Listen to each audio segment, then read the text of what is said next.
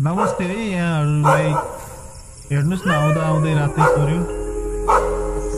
यतै आउनुहोस् न, किन पर बस्नुभएको? हजुरको घरमा सुन्दर फुल फुलेको रहेछ। त्यो फुललाई हाम्रो भुवाले मन पराएछ। यो पो हामी यहाँसम्म आइपुग्यौँ। हजुर नमस्कार। नमस्कार। मेरो घरको फुलको सुगन्धले हजुरहरूलाई यहाँसम्म डोर्याएर ल्याएछ।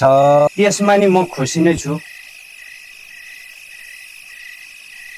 यहाँहरू आउनुभई दुवै परिवार बीच चिन्जन र आत्मीयता बढाउने मौका पाएकोमा हामीलाई निकै खुसी लागेको छ। तर नातिनीको विचार के छ एकपल्ट सोध्नुपर्छ है। नैनालाई बोलाएर ल्याएछ कान्छा।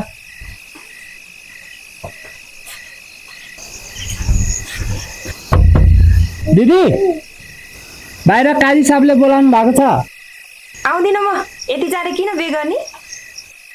म अहिले बे गर्दिन, बरु जानु भन्दिनु।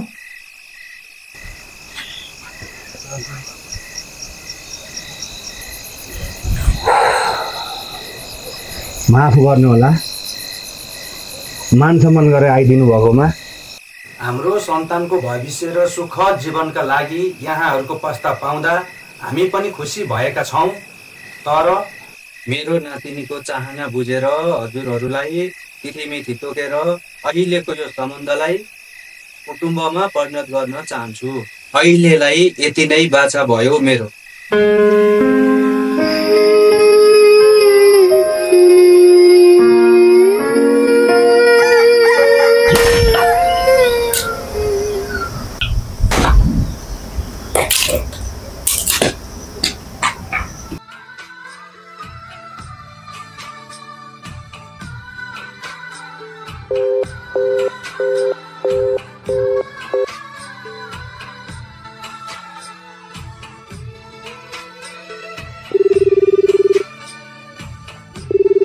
फोन उठाउन प्लिज जीवन।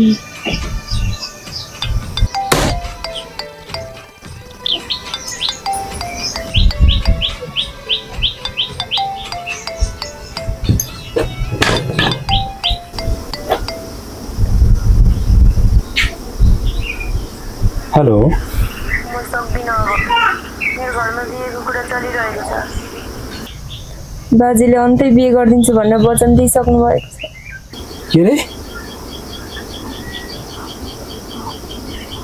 तिमीले के भनिरहेको छौ? तिमी त मेरै हौ, तर अरूसँग बिहे गर्न सक्दैनौ तिमी, बुझ्यौ? तर इभान म के गरौँ? अर्को मान्छेले मेरो कुरै सुन्दैन। तर इभान म हजुर बिना बाँच्न सक्दिनँ। डर नमान, म तिमीलाई दिन आउँछु। कसरी हुन्छ त्यहाँबाट निस्कने कोसिस गर। साँच्चै हो नि? कतै डराउने त होइन नि? डराउने मान्छे म होइन होइन, म आउँछु। यही रात तिमीलाई लिएर जान्छु। ठिक छ इभान, त्यसो भए म शिव मन्दिरको उकालो आउनेछु। हजुर त्यही पर्खेर बस्नुहोस् है। म आउँछु र तिमीलाई आजकै रात लिएर जान्छु।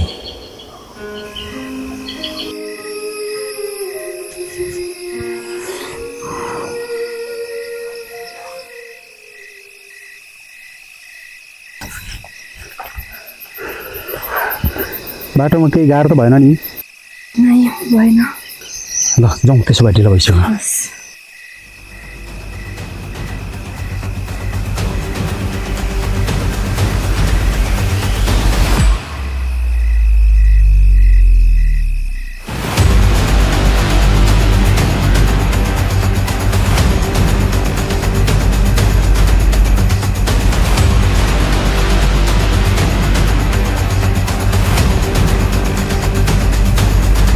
हाम्रो गाउँको चिल्लाई त बगारेर जानी ठोक सारेर।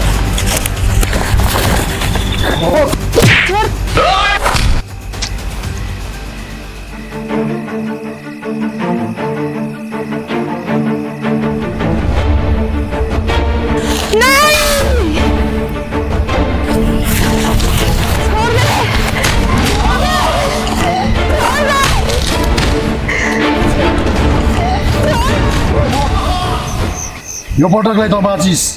फेरि अबदेखि आइन्दा तँलाई तेरो अनुहार यो गाउँमा देखेँ भने तेरो फेरि लास बनाइन्छु। हिँड केटाहरू।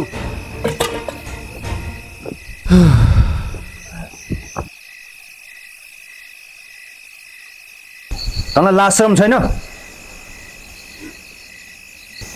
इज्जतै फ्यालिस। गाउँलेहरूको अगाडि मुखै देखाउन नसक्ने भयो अब। हे भगवान्, के हालत बनाइदियो नि।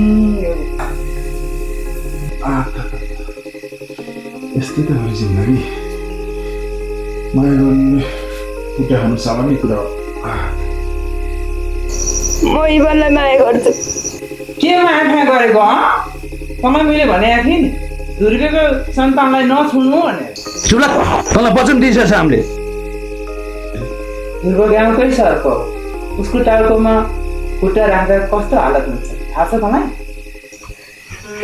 म मर्छु बरु, तर इभन बाहेक अरू कोहीसँग बिहे गर्दिन। अनि के आमा, माया भनेको हिम्मत हो। बाबाले कसरी माया गरिन्छ?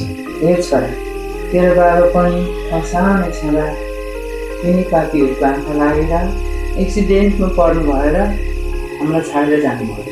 पछि माया माया भन्दै गुन्डासँग कुटै खाएर आउँछस्। मर्ने भयो ए आङ्ना मरेस्। तर तैँले हामीले भने केटासँग बिहे गर्नुपर्छ। तेरो उमेरमा तेरो बाबा दिनभरि गोठालो गर्छ। गाउँभरि केटी हुन्थे तर छँदैनथे। पछि सिधै केटी भन्न लाग्योस्। यो कान्छा यसलाई भित्र लौ थुन्दे। यसको मुहाहरू सबै थुतेर राख्थे।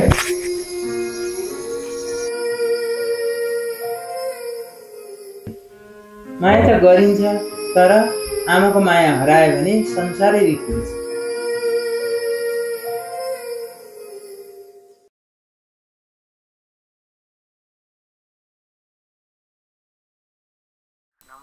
नमस्कार। हजुर यता त सबैलाई सन्चै छ। हजुर त्यता चाहिँ कस्तो छ? ए नातिनीलाई नि सन्चै छ त हो यता त। हजुर मेरो हुनेवाला ज्वाइँ साहेबलाई कस्तो छ?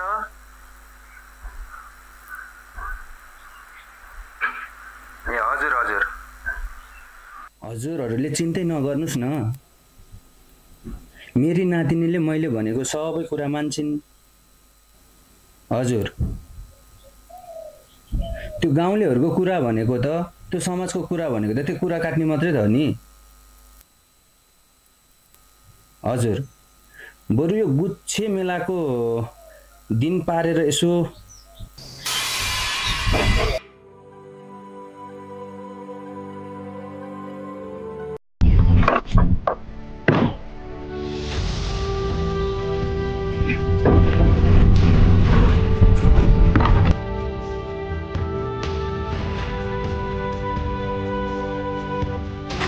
के नाटक हो यो? तैँले मैले भनेको केटासँग बिहे गर्नुपर्छ। तैँले हामीले भनेको केटासँग बिहे गर्नुपर्छ। बिहे गर्ने छैन त्यो केटाको मुख देख्ने छैनस् तैँले। त्यो केटालाई जिउँदो देख्न चाहन्छस् भने रुख मैले भनेको केटासँग बिहे गर। त्यो कान्छ यसलाई राम्ररी सम्झा।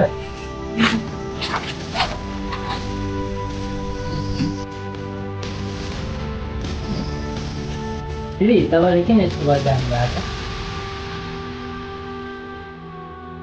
त्यो केटा र तपाईँको सम्बन्ध यो जुनीमा सम्भव छैन।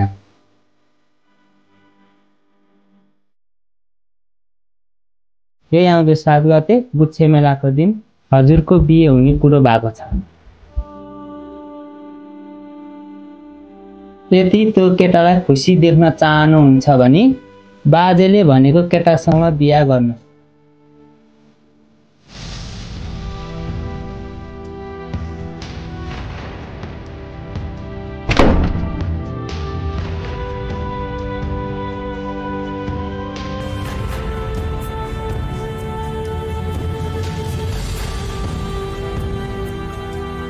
यदि मुखिया साहबले भनेको केटासँग बिहा गर्नु भन भने त्यो केटालाई मारिदिने आदि त्यो केटालाई जिउँदो देख्न चाहन्छस् भने रुख मैले भने केटासँग बिहा गर। बाजेले भनेको केटासँग बिहा गर्नु।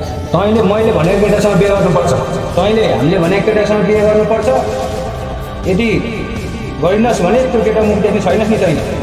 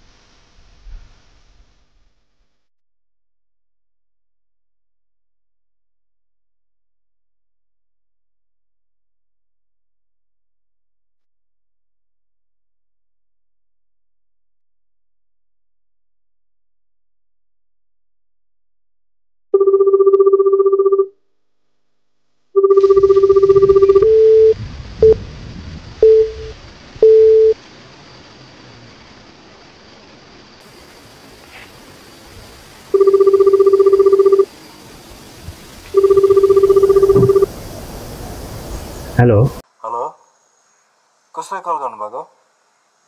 आइन्दा यो मोबाइलमा कल नगर्नु होला।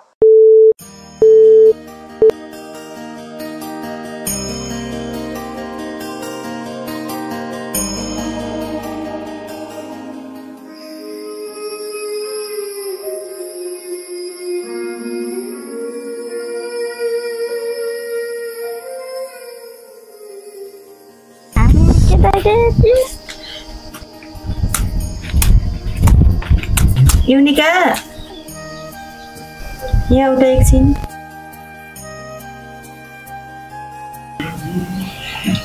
यो चिठी लगेर इभन दाइलाई देऊ न हस्।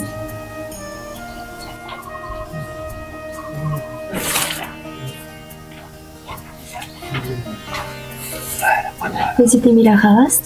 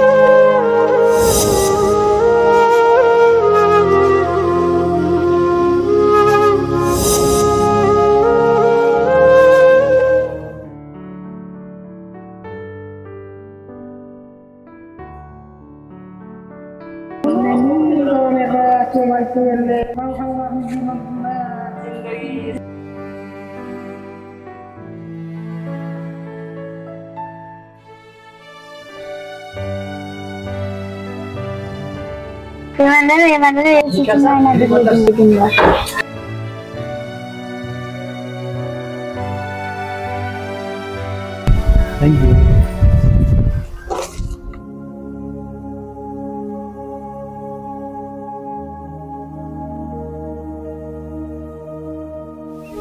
इभान, जिन्दगीले कति अचम्मको मोड ल्याउँछ है।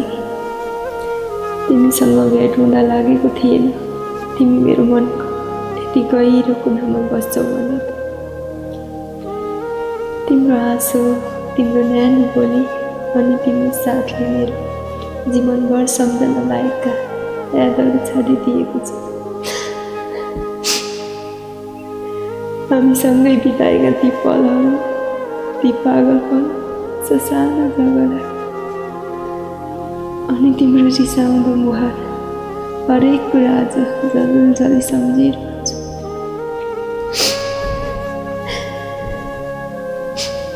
कहिलेकाहीँ लाग्छ समय यतिकै रोकिएको भए कति राम्रो हुन्थ्यो।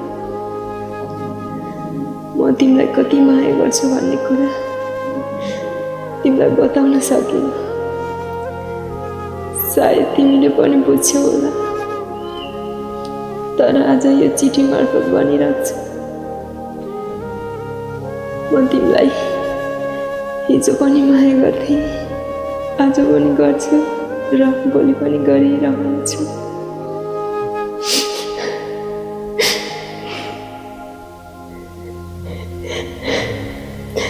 यदि फेरि जन्म पाइयो भने म तिमीलाई नै रोज्नेछु। माया त त्यस्तो हुन्छ नि, जुन जीवनभर मुटुको कुनामा जोगाएर राखिन्छ। सायद हाम्रो बाटो अलग भइसकेको छ, तर मेरो माया भने सधैँ तिमीलाई नै सम्झिरहनेछ। तिम्रो खुसी नै मेरो खुसी हो।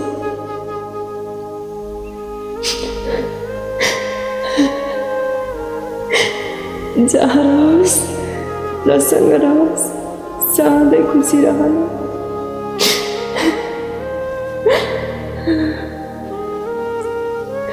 माया गरिरहने तिम्रो प्रेमी इवान। म सधैँको लागि सबैका लागि टाढा जाँदैछु।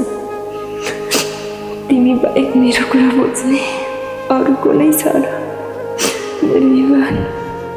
जुनीसम्म सँगै हाँस्ने सँगै बाँच्ने कसम यो जुनीमा पुरा गर्न सकिनँ मैले, तर पनि म तिम्रो मुटुको धड्कन भएर तिमीलाई सधैँ माया गरिरहनेछु। म जति नै टाढा भए पनि तिम्रै वरिपरि हुनेछु। हाम्रो सपनाहरू अर्को दुनियाँमा पुरा गरौँला।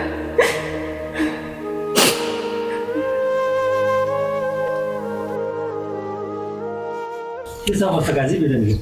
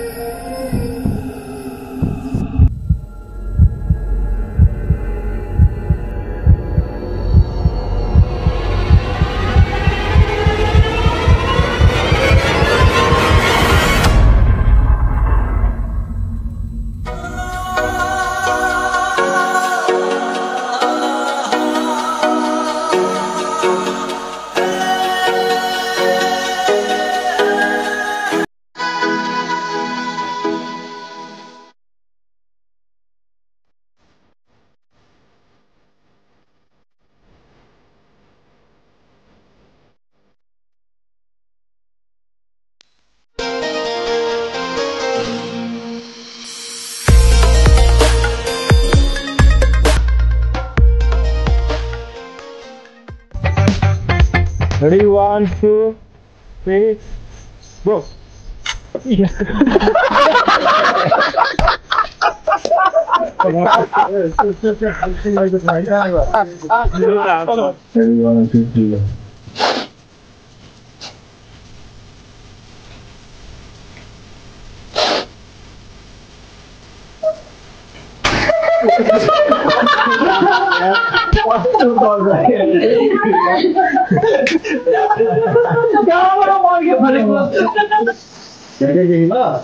Ready, 1, 2, 3, go.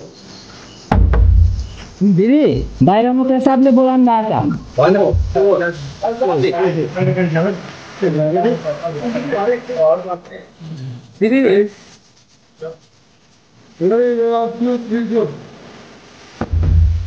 दिदी बाहिर मुखिया साहबले बोलाउनु भएको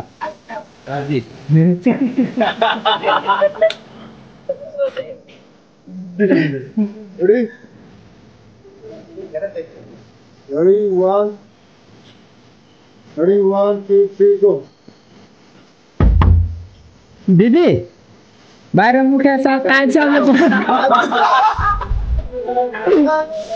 हात अलिकति त्यो गरिहाल्नु यसरी होइन सर्लप त ल अनि डक्टर डाइले सोध्नुहुन्छ अनि यसरी हेर्नु ल पछाडि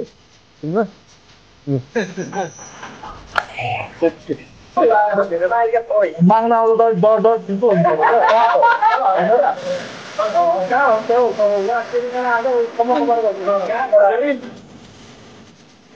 हाम्रो सपनामा